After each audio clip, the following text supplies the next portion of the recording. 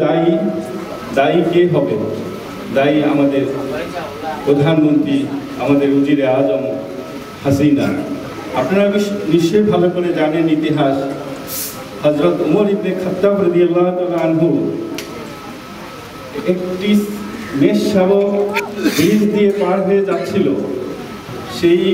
সেই ব্রিজ দিয়ে পার হয়ে যাওয়ার ফলে মেষশাবকের পাওটা জখম হয়েছিল। এই জন্য খলিফাতুল আউলিয়া হযরত ওমর ফারুক রাদিয়াল্লাহু তাআলা আনহু কেঁদে কেঁদে অস্থির হয়ে গিয়েছিলেন, কাল কিয়ামতের দিনে আমার কি হবে, এই ছাগল শাবকের জন্য আমার কি হবে। তিনি গভর্নরকে তলব করেছিলেন এবং নিজ হাতে ব্রিজ মেরামত করে এবং ছাগলকে চিকিৎসা করে তাকে ভালো করে সুস্থ করে তুলে দিয়েছিলেন। আজ দেখুন তাকিয়ে আমাদের দেশের মানুষকে কিভাবে নির্মমভাবে শেখ হাসিনা হত্যা করছে। নির্মমভাবে, কোনো ঘটনাই এমনি ঘটে না।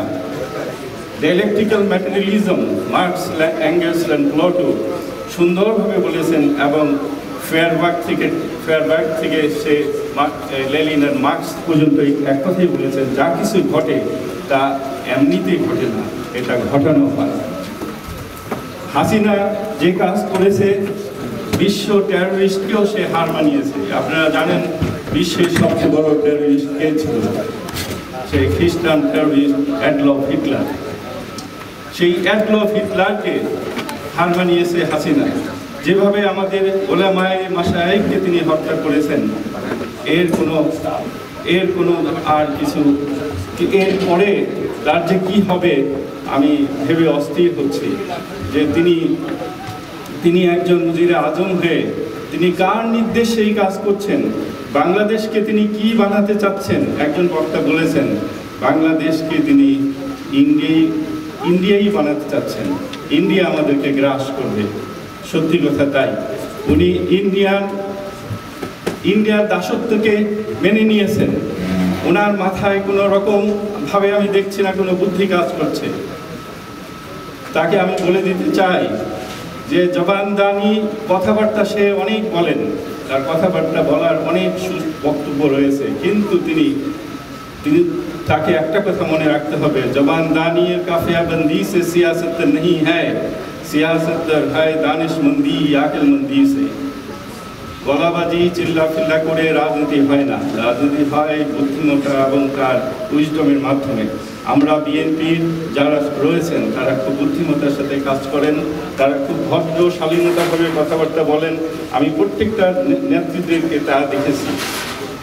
আরেকটি কথা আমি বলতে চাচ্ছি, হেফাজতে ইসলামকে যেভাবে তারা নির্মূল করেছে, হেফাজতে ইসলামের দাবিগুলো আপনারা সুস্পষ্টভাবে সুন্দরভাবে যদি পড়ে থাকেন, আপনারা পড়ে দেখেছেন নিশ্চয়ই, আমি বিশ্বাস করি সেখানে এমন কোনো একটি অযৌক্তিক কথাবার্তা লেখা নেই।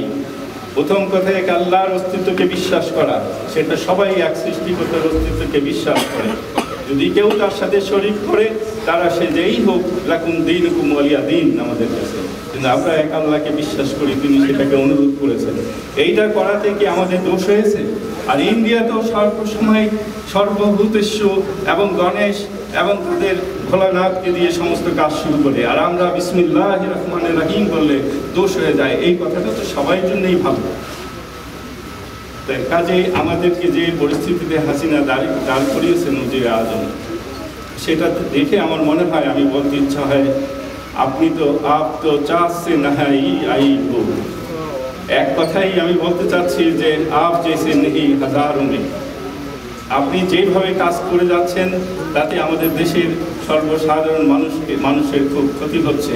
সত্যি কথা বলতে কি, আজ দেখলাম দেশে যেভাবে এই গার্মেন্টস ফ্যাক্টরিতে আমাদের নিরীহ মেয়েদেরকে হত্যা করা হলো, বলা হলো এটা অ্যাক্সিডেন্ট না, এটা ঘটানো হয়েছে। যেভাবে তাদেরকে হত্যা, হ্যাঁ এটা একটা গণহত্যা। এক ভদ্রলোক বললেন, আমি তার সাথে সম্পূর্ণ একমত, এটা একটা গণহত্যা। এই গণহত্যা যেভাবে হত্যা করা হয়েছে এবং যেভাবে আমাদের 3000 আলেমকে হত্যা করা হয়েছে,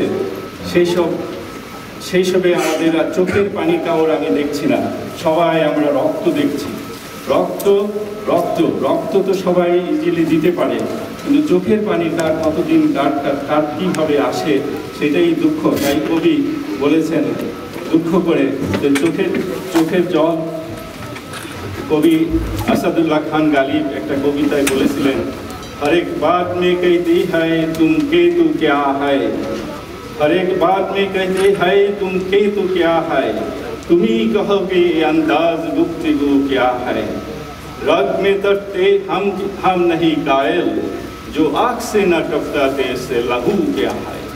आज আমাদের চোখের পানি নেই, রক্ত আমরা দিচ্ছি, আমাদের চোখের পানিতে ভাসতে হবে, বুঝতে হবে আমাদের এই অসহায় মেয়েগুলো কিভাবে তাদেরকে হত্যা করা হলো, কিভাবে তাদেরকে নির্মমভাবে হত্যা করা। 10 বছরের মেয়ের থেকে শুরু করে সেখানে কাজ করে 18 বছর মেয়েরা, যাদের বাৎসরিক আয় $450, $450, তাতে হাসিনা বলেন আমাদের বাংলাদেশের মানুষ খুব সুখে আছে।